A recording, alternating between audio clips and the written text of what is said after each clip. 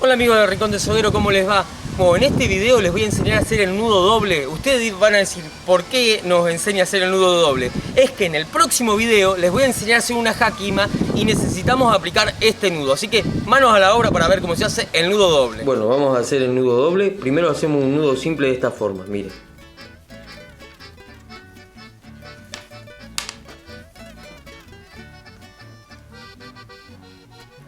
Acá lo tendríamos hecho. Ahora con la otra cuerda con la que vamos a hacer el nudo doble, hace este movimiento.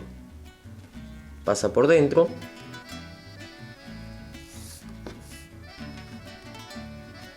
Va a volver hacia nosotros pasando por sobre el cruce.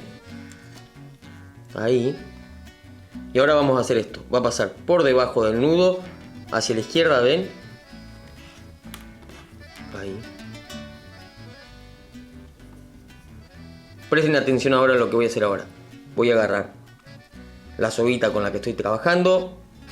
Voy a levantar la primera del nudo y va a pasar por ahí abajo. ¿Ven? Ahora, ajustamos todos.